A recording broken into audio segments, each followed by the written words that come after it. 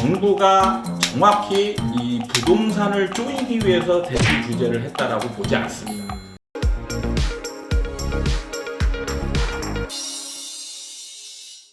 네, 매부리원 여러분 안녕하십니까. 오늘은 요새 단연 화제 인물 중에 한 분입니다. 이현철 아파트 사이클 연구소 소장님 모셨습니다. 안녕하세요. 네, 안녕하세요. 네, 소장님 요새 많은 화제를 몰고 계신데 저희 매부리 TV에서는 처음 오셔서 간단하게 자기소개 좀 부탁드립니다. 네, 저도 유튜브 채널 운영하고 있고요. 네, 아파트 사이클 연구소. 그리고 이제 2권 책 썼는데 첫 번째 나온 게 전세가를 알면 부동산 투자가 보인다. 그리고 부동산 폭등장이 온다. 두 책의 저자 네. 이현철입니다. 네, 반갑습니다. 네. 소장님. 네. 자, 요 얘기를 첫 질문을 드리려고 했는데 우리 소장님이 언급을 해주셨습니다. 요새 이제 카페를 통해서 많은 분들이 소통을 하시죠, 부동산 네, 의견을 주고받고 하는데 요새 지금 그 소장님의 뷰가 하락이기 때문에 네. 소장님을 지금 폭락 문자가 또 나타났다 이렇게 얘기하는 분이 있는데 네. 방금 말씀하셨지만 과거에 폭등 책을 쓰신 네, 저자분이더라고요. 좀 어떻게 생각하시는지 좀 오해를 좀 푸는 좀 멘트 하나만 좀 부탁드립니다. 저는 사실 어느 한쪽 방향만 얘기하는 게 아니고 사실 우리나라 부동산 시장을 분석하다 보니까 사이클이라는 게 명확히 있더라. 그런 사이클에 나타나는 현상들 그리고 원인들을 집중적으로 연구해서 지금은 이제 그냥 하락으로 넘어갈 수밖에 없는 시기이기 때문에 그리고 그 전에는 폭등이 올 수밖에 없는 상황이었기 때문에 이제 폭등을 얘기를 했었고 그게 그대로 이제 재현이 됐고 거의 작년부터 이제 제가 이제 그 2022년 네. 보면 이제 이게 정체기로 갈 것이다. 그래서 이제 많은 구독자분들이 역시 소장님의 지금 생각이 맞았다. 이런 얘기. 작년 언제부터 그 얘기 많이 하셨어요? 사실 좀 이런 인터뷰를 본격적으로 한 게 작년 한 9월 정도부터 이제 그 여러 채널에 다니면서 인터뷰를 했는데 그때는 막 상승장이었죠. 거의 뭐 막바지. 그죠? 네. 그래서 이제 좀 있으면 이제 매수자들이 사는 거를 멈추게 되고 매도자들도 사실 계속 버티게 되고 네. 그래서 이제 팽팽한 대립 상황 이 속에서 이제 간간히 급매물 거래되기도 하고 어떤 데는 또 신고가가 나오기도 하고 그래서 약간 혼조된 이런 상황이 나올 것이다 이렇게 이제 얘기를 했었죠. 그 당시만 하더라도 지금이랑 또 달라가지고 이제 댓글로 많은 또 그렇죠. 욕을 좀 들으셨겠어요. 저는 항상 욕을 얻어먹는. 그러니까 사실 그 첫 번째 책이 2018년 1월달에 나왔거든요. 그렇군. 근데 정말 거기 머릿말에 예. 제가 폭등할 것이다. 이렇게 이제 써놓고 사이클에 관한 얘기를 쭉 이제 풀어갔죠. 그때도 욕을 먹으셨겠네요. 그렇죠. 그때 책 나오고 이제 유튜브 인터뷰 했을 때 그때는 침체 이제 그 책 나오고 이제 좀 지나서 인터뷰할 때가 이제 9.13 대책 나오고 네. 막 이제 한참 막 분위기 침체될 때 제가 이제 인터뷰 나가고 이랬거든요. 그때 폭등할 것이다 이렇게 얘기했더니 무슨 시장이 이렇게 심취되어 있는데 폭등을 얘기하냐. 투기꾼 나왔다 또 이렇게. 또 미친놈이다. 또 듣보잡이 나와가지고 욕을 엄청 먹었죠. 예. 그랬더니 이제 그게 2년 정도 지나서 이제 이 영상이 다시 이제 재생이 됐거든요. 성지순례 같은 거예요. 역기하면서 이제 돌아보니까 이게 진짜 그대로 맞았다. 그런데 이제 또 하락을 이제 얘기하니까 또 갑자기 또 듣보잡을 얘기. 자, 그러면 우리 소장님만의 논리 사실 이제 지금도 이제 내년 올해 상승할 것이다 보는 분도 계시고 하락할 것이라고 보는 분도 있는데 각자의 논리를 갖고 말씀하시거든요. 네. 이제 올해 하락장으로 본격적으로 접어들 거라고 보시는 소장님만의 논리 많은 분들이 궁금할 것 같습니다. 저는 일단 접근을 어떻게 하냐면 가장 기본적인 것부터 합니다. 그래서 부동산의 특성, 그러니까 우리나라만에 있는 부동산의 특성이 있거든요. 특히 이제 그 우리나라에만 존재하는 두 가지 제도가 있죠. 그게 바로 이제 첫 번째가 선분양 제도고, 네. 두 번째가 이제 전세 제도. 근데 이게 이렇게 되면서 뭘 어떻게 나눠야 되냐면 매매 시장에서는 분양 시장이 따로 있어요. 분양 시장이, 그리고 일반 아파트의 이제 매매 시장, 네. 이렇게 이제 두 개로 나눠야 되고. 분양 시장과 매매 시장이 있는 그렇죠. 거죠. 이게 이제 서로 시기별로 서로 연관성을 가지고 상호 영향을 주면서 이제 상승하기도 하고 하락하기도 하고 이렇게 되고, 또 그 밑에 이제 임대 시장이 있죠. 임대 시장인데 임대 시장도 다른 나라에는 월세 시장 네. 딱 하나밖에 없는 그죠. 거죠. 그런데 우리나라는 월세 시장이 있고 전세 시장이 있어요. 이 영향을 서로 이제 나눠서 그 분석을 하면서 이 서로 간의 영향을 어떻게 주는가, 그리고 임대 시장이 매매 시장에 어떻게 영향을 주는가, 이런 거를 메커니즘을 이제 정확히 이해를 해야 되죠. 그래서 이제 옛날에 상승할 때 네. 거의 아마 우리나라 최초로 얘기를 했을 겁니다. 전세가에 밀려서 매매가가 이제 상승한다. 지금은 많은 사람들이 이제 그걸 받아들여서 전세가가 이제 다 막 뭐 매매를 밀어 올린다, 이런 얘기를 이제 그냥 어떻게 보면 아이들 도용이 정확하게 이해를 하지 못하는 상황에서 무조건 갖다가 그냥 붙이는 분들도 꽤 많죠. 네. 그 다음에 이제 매매 시장에서는 사실 지금 이제 폭등장을 한번 겪었잖아요. 겪게 되면 이때 수요자와 매도자, 그 대중심리 상태가 서로 이제 달라지게 되거든요.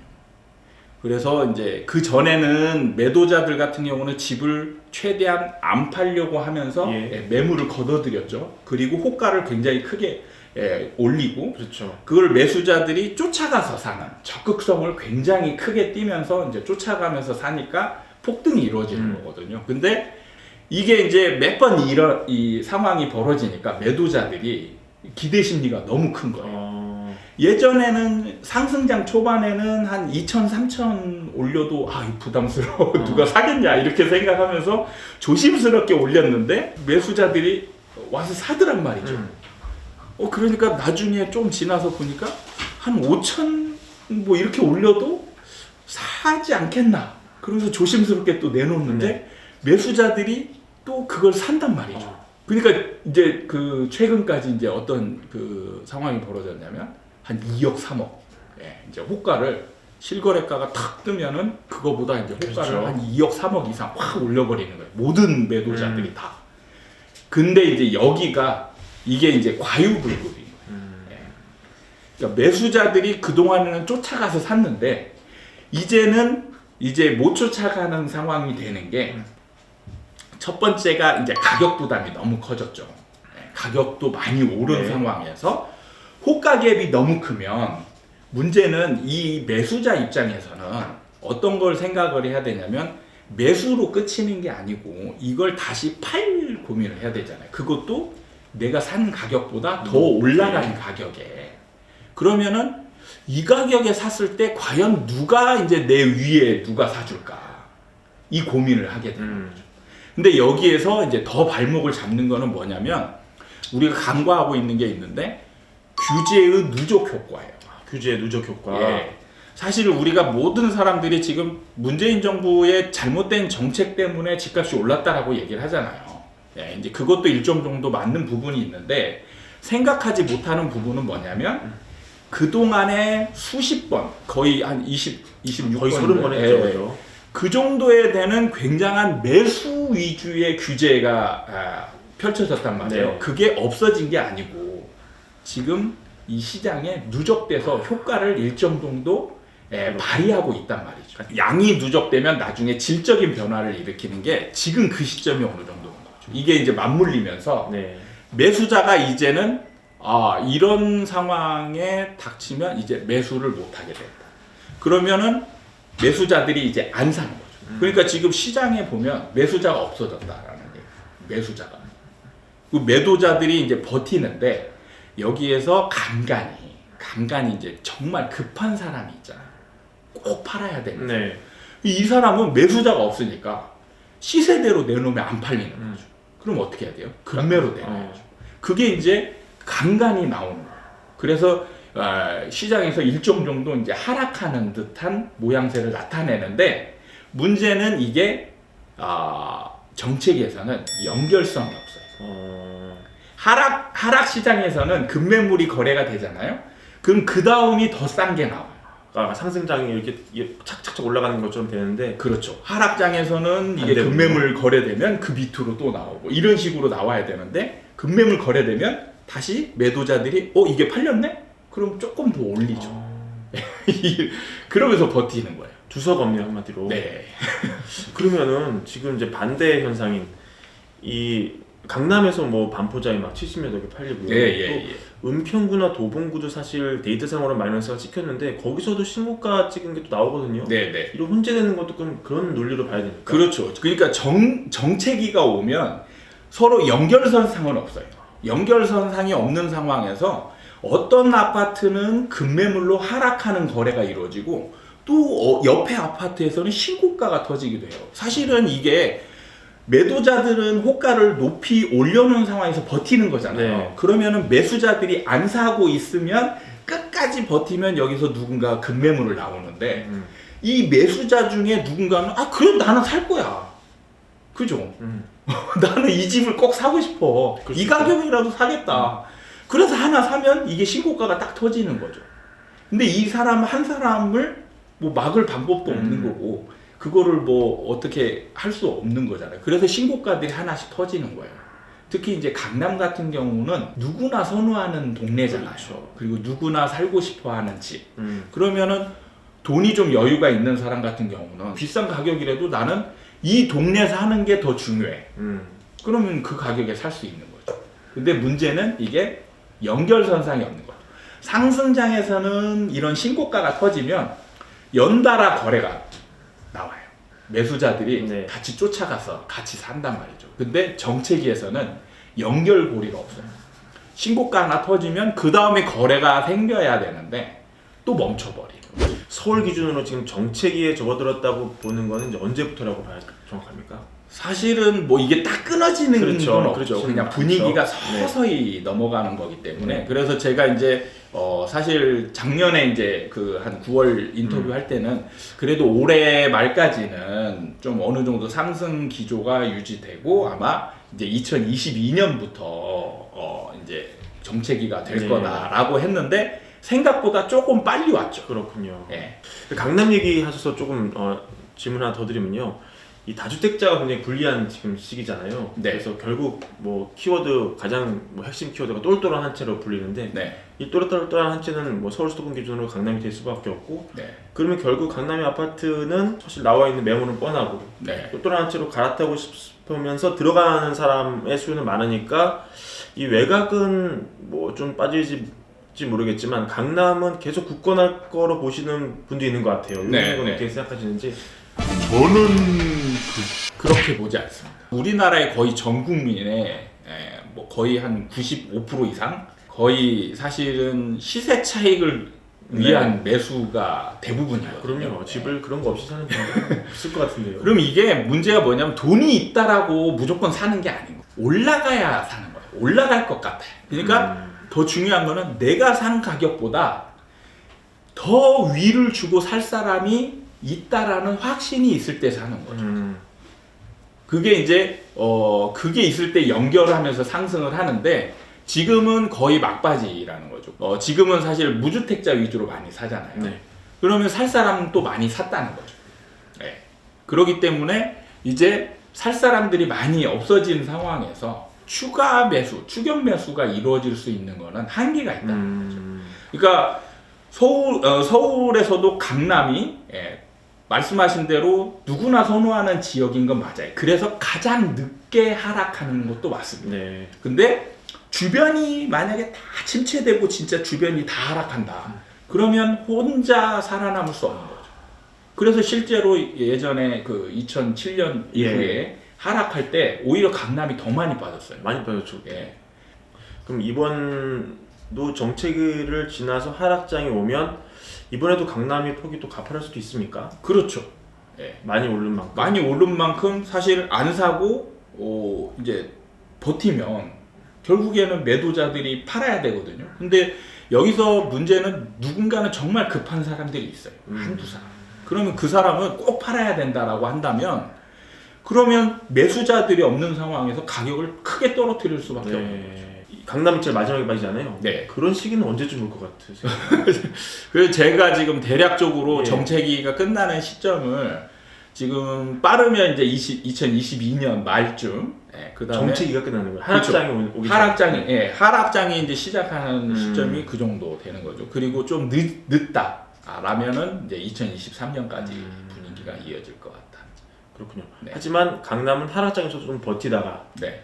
좀 다른데 더 빠지면은 그때부터 좀 하락 시작하겠네요. 시작은. 그때쯤 되면 이제 강남도 사실은 거의 끝난 분위기. 그래요? 예. 아까도 소장님이 대출 얘기하셔가지고 네. 관련 질문 좀 준비했는데요. 네. 그러니까 결국 이렇게 생각하시는 분도 있어요. 다른 거 다 분석 필요 없고 지금 대출 너무 쪼이고 있지 않느냐. 네, 사고시는 네. 사람은 지금 많다. 대출이 안 나오는데 어떻게 해? 그러니까 못 사니까 떨어지지. 만약에 새 정부가 대출 다시 풀어주면 뭐 다른 면서 필요 없어 다 올라 다시 이렇게 생각하는 분도 있거든요. 이거 네네. 어떻게 생각하시는지? 사실 이거는 저는 두 가지 측면으로 좀 고민을 해봤으면 좋겠는데, 하나는 이제 이걸 진짜로 실행할 수 있느냐 여부. 네. 그리고 이제 두 번째는 유동성이거든요. 결국에 대출을 많이 해주냐?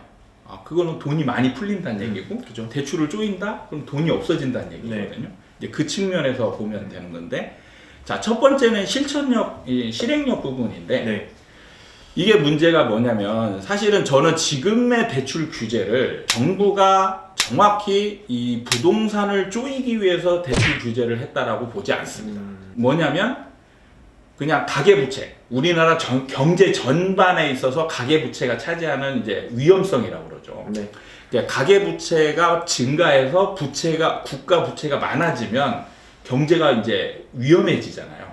그런데 문제는 그 2021년 한 해 동안 늘어난 가계부채 증가율이 엄청나게 컸단 말이죠.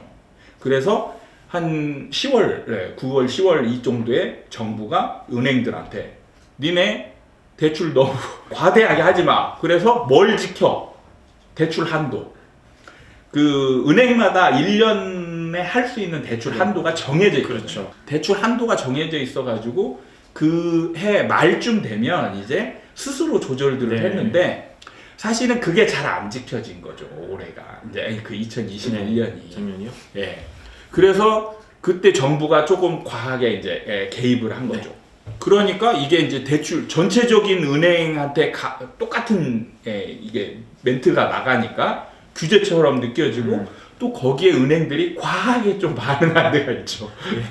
그래가지고 먼저 닫아버린 거예요. 그죠. 그리고 좀 나중에 지나서 보니까 한도가 좀 남았네. 그래가지고 한 11월 달 중에 다시 맞아, 풀었잖아요. 맞아, 네. 그게 뭐냐면 그냥 대출 한도로 그냥 그 얘기한 거예요. 그래서 이거를 사실은 정부가 과하게 이제 막 풀어줄 수 있고 닫을 수 있느냐. 이거는 사실 은행의 수익성이나 어떤 이런 부분하고 연결이 되기 때문에 무조건 정부가 하란 대로만 할 수는 없는 거란 얘기죠. 그러니까 내년 대통령이 바뀌어서 이런 정책을 좀 바꾸더라도 은행이 막 그렇게 할 수 있는 상황이 아니다. 이렇게. 그렇죠. 그냥 은행에 어느 정도 정해져 있는 범위 내에서는 사실은 여기서 정부가 딱 개입해서 하면 이거는 독재냐 이런 얘기 나오잖아요. 그러니까 이게 정부가 뭐 이걸 알았다 하더라도 실제로 이거를 실천할 수 있는 부분에 있어서 한계가 있다는 거죠. 사실 저는 지금 같은 경우는 약간 우연적인 요인이 굉장히 강하다. 이런 측면이 있고요. 네. 그래서 이제 첫 번째 요인이 그거고, 두 번째는 이제 유동성과 관계가 있다라고 얘기를 했는데, 사실 돈이 많이 풀리면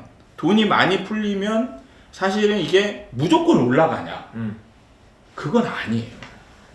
그거는 사실 아까도 처음에 얘기했지만 부자인 사람이 무조건 사냐 이거하고 동일한 얘기거든요. 예.